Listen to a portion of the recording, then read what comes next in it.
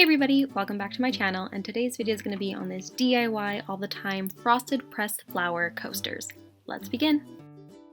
So we're first going to start by actually making our molds. If you are fortunate enough to find some in store, I would say just purchase them immediately. I, on the other hand, wasn't able to find them anywhere and everywhere online. I wasn't going to receive them till about mid-June, so I thought, why not make my own molds? And if I'm not mistaken, using this, which is the amazing mold putty that I bought at Michael's, is what caused that frosted look, which initially I wasn't really going for, but I ended up loving it, so I didn't go ahead and actually sand it down to give that clear, crisp coaster look.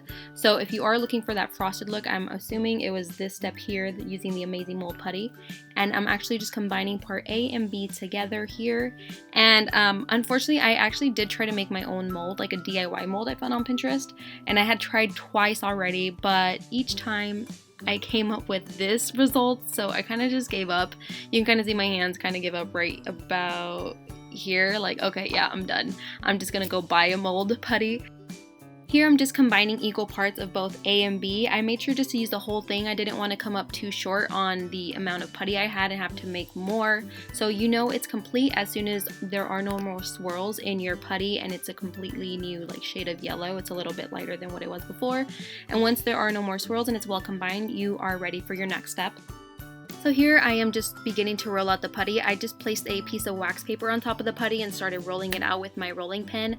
And if I'm being honest, I would have done this part a little bit differently just because I did end up struggling when it came to using or actually forming the mold of each coaster. Instead of using one ball and creating just one mold in itself, I would have actually split the ball into two and made two separate molds. It would have just came out a lot easier and cleaner when it came to actually forming the coasters into their own mold. And I actually end up cutting the mold that I'm working on right here into two just because I found that out the hard way, and I decided just to go with actually making two separate molds. So once I am able to fit both coasters onto the putty itself, I now start forming the mold. So to do so, I just start using the palm of my hand and my knuckles to start pushing the coaster into the putty itself, just to start the initial mold of the coaster. And once I'm happy with how far I was able to push it into the putty, I start lining around the edges. So to do so, I just start using my fingers and like the sides of my hand just to start rounding those edges perfectly. And here's when I start finding out that I should have done two separate molds instead of one. So I just use a razor blade to cut right down the middle, and I also remove the excess. I actually end up saving the excess. I'm not sure if I'll be able to use it on a future, mold, but that's for another DIY. So here, of course, I am just using just kind of the sides of my hands and my fingers just to make sure that I kind of work towards the same height of the coaster, just because of course we want our coaster to be flat. We don't want our drinks to spill.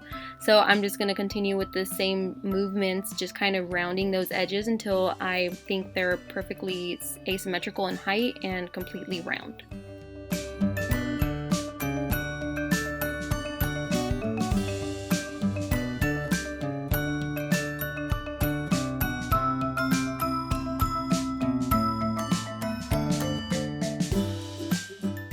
And here's another reason it would have been easier to do two separate molds, just because when it came to the inside of the coasters, it was a little bit harder to actually be able to mold all of that putty into the edges of the inside of the coaster. So I ended up just, here it is, splitting it directly into two and then just finishing up the mold itself.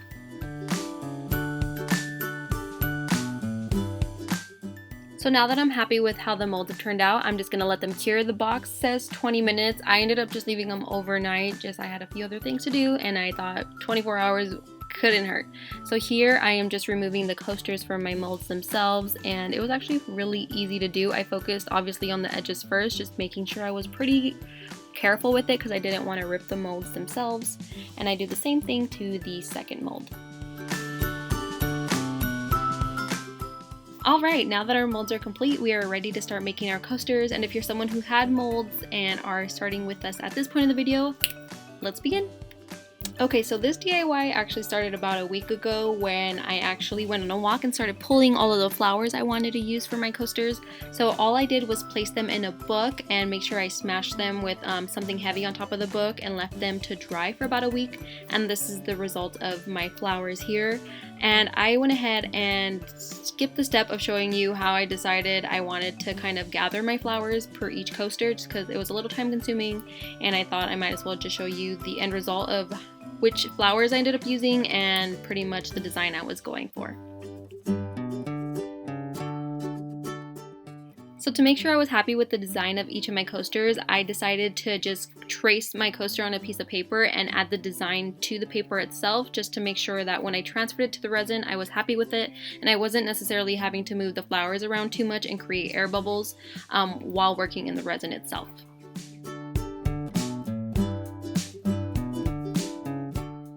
And as you can see with doing this step, I'm then able to cut the flowers to the desired length that I would like.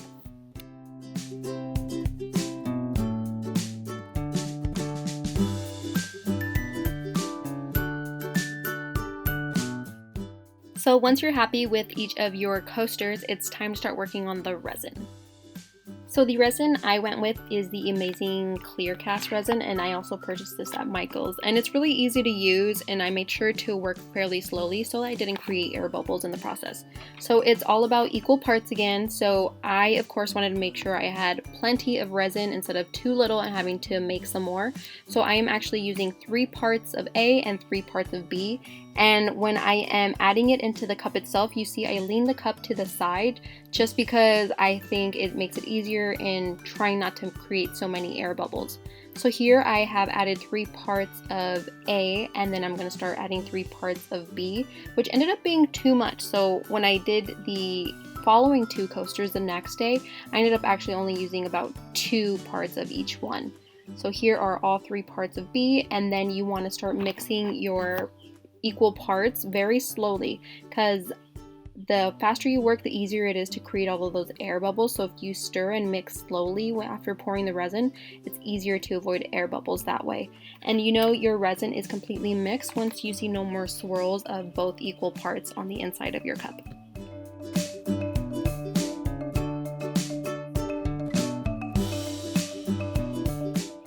Now that the resin is well combined, you want to add some of the mixture into the coaster. I actually started with a little bit of the resin in the coaster just so that I can have a little bit of resin, add the flowers, let it cure for a little bit, and then add more resin so the flowers wouldn't necessarily move too much. My first go at it, I ended up putting too much resin. You'll see as the flowers end up moving a little too much. Day 2 was a lot better because I ended up using a lot less resin in the first go around. So here I am just using the template that I had off to the side and just placing the flowers exactly how I had in the template off to the side. Here are a few extra little flowers I did dry and I thought I needed some more, so I'm just adding them to the coaster itself.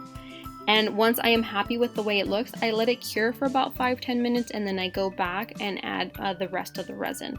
Here I am just starting on my second mold, and again I would say try to add just a little thin layer of resin to begin with, place your flowers, let it cure, and then go back with the second pour of your resin to fill your coaster. And I am using things like tweezers and toothpicks, and I also use some scissors as well. One thing that I found that helped was pushing your flower to the bottom of the coaster helped a lot in terms of when you went back and added more resin, it didn't make your flowers float to the top as much. Now that I have let my resin cure for a little bit, I then go back with my resin and fill up the coaster to the rim, and then I just leave it aside and you're going to let it cure for about 24 hours. Oh, and the popsicle stick that came with the resin box was a big lifesaver as well.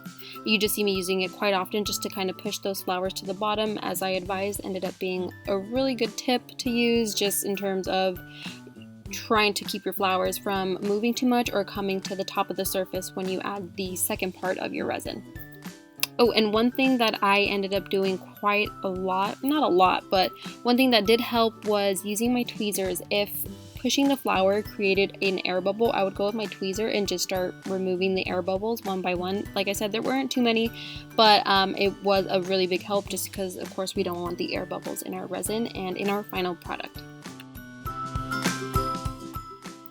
Now here is our result of the resin curing for 24 hours. Now I'm just going to pop them out of the mold here. And again, as I did with removing the coasters from the mold, to remove the resin from the mold, I am starting, of course, with the edges, working really carefully and slowly, just because I didn't, of course, want to ruin the mold and rip it and ruin the resin from the mold as the coaster itself. Here's when I noticed it ended up coming out frosted looking, but I liked it. I really didn't mind it, just because when I place it on the surface itself, since it's clear, you can't really tell it's frosted unless you pick it up. And I don't know, it just adds a little extra look to it that I didn't mind at all. If you do want them to be clear, there's a pretty long process of sanding it down to get that clear, crisp, coaster pressed flower look. But I didn't mind it, so I ended up sticking with it. So here is the second coaster, which is of course the roses that I just pop right on out. And this is the first set of coasters that I have made, and I actually love the way they came out. And as soon as I was done admiring these, I ended up starting my second set of coasters, and it's pretty much the same exact process as the first two we just created. So now, recreating the coasters as we did yesterday, I went ahead and just mixed my resin off to the side, and here I just put a little bit of the resin on the mold, in the mold itself. I used a lot less than I did yesterday, just so that I didn't have the flowers moving or rising too much. And again, the templates where I had them placed on the flowers did help kind of speed up the process. I wasn't just kind of looking for, where I want them placed exactly. I just knew where they were going. So again, I put a thin layer of resin, I added the flowers, and then using the popsicle stick and my tweezers, I pushed them to the bottom of the resin to help them from moving or lifting from the top. And then once you let it cure for a couple of minutes, it kind of varied to me, to be honest. I would just go back and then just fill the resin to the top of the rim of my coaster and then let them cure for another 24 hours.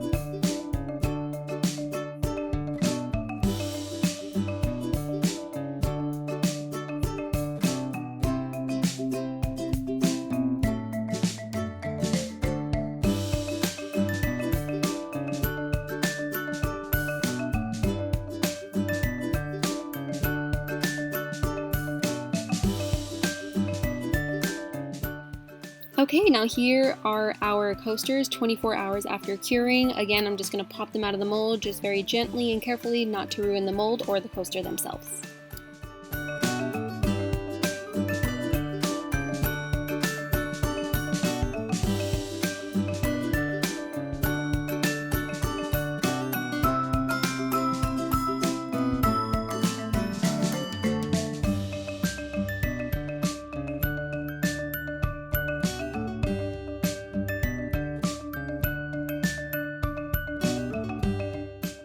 Alright, now here you have it. Here are your frosted pressed flower coasters ready to be used, and I for one absolutely love the way they came out. And I just want to say thank you for watching, everybody, and until next time, please subscribe.